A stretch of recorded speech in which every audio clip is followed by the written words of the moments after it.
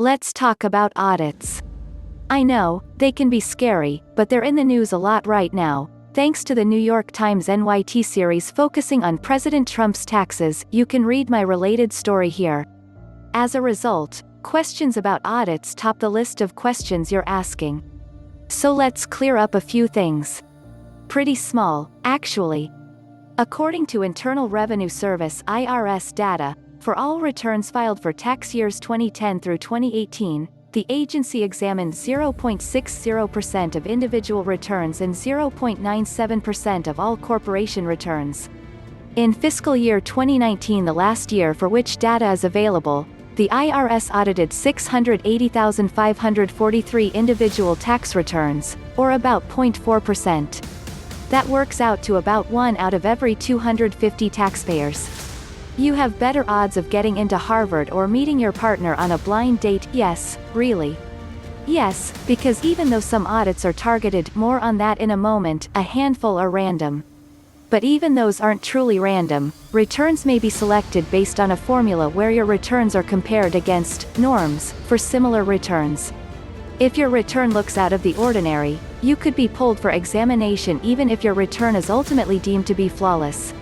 The good news is that most taxpayers are doing the right thing. The estimated voluntary compliance rate is 83.6%. Also, yes. Consider the law of averages. Maybe that lucky penny in your pocket. Or being born in the year of the rabbit. But mostly, it's because the IRS is largely lacking resources. The agency's budget in 2018 was about 20% less than it was in 2010, adjusted for inflation. The IRS has also lost nearly 30,000 full-time job positions over that time period. For context, the IRS currently has about 78,000 on staff. According to the agency, these losses directly correlate with a steady decline in the number of individual audits during the past 9 years. Outside of random audits, there are a few common triggers, including sad face. You can find some tips for avoiding those kinds of mistakes here. Sadly, no. In fact, statistically, the working poor, who likely file a very simple return, has an audit rate comparable to the top 1% of taxpayers.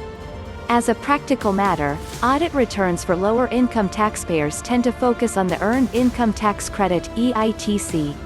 Yes, the President and the Vice President are audited every year. And they have former President Nixon to thank. Mandatory presidential audits date back to the Watergate era. It's actually an administrative rule, and you'll find it in the Internal Revenue Manual.